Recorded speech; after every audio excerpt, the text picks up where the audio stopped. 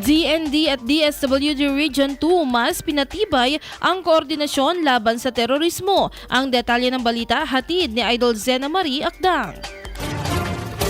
Nagpulong ang Department of National Defense and Department of Social Welfare and Development Field Office 2 upang pagtibayin ang kanilang ugnayan sa ilalim ng kampanyang End Local Communist Armed Conflict. Kaugnay nito, inihayag ng DND ang 3 halfway house na maaari nang gamitin sa lambak ng Cagayan, partikular sa lalawigan ng Cagayan, habang ang mga katulad na pasilidad ay inaasahan ding magbubukas sa Isabela at Quirino. Ang mga ito ay magsisilbing pansamantalang tirahan ng mga nagbalik loob habang sila ay tinutulungan ng pamahalaan na makabalik sa normal na buhay. Tinayak din ng DSWD Field Office 2 ang patuloy na suporta sa pamamagitan ng mga programa gaya ng Assistance to Individuals in Crisis Situations, kung saan umabot sa 216 former rebels at miyembro ng CAFCU ang nabigyan ng kabuang 1.09 million pesos na tulong pinansyal. Ayon kay DSWD Field Office 2 Regional Director Lucia Alan, ang mga hakbang na ito ay para iparamdam sa mga benepisyaryo na hindi sila nag-iisa.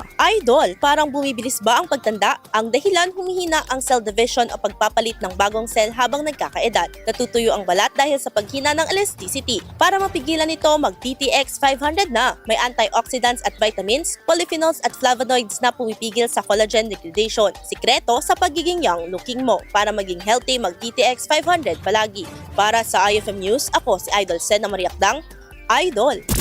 IFM News.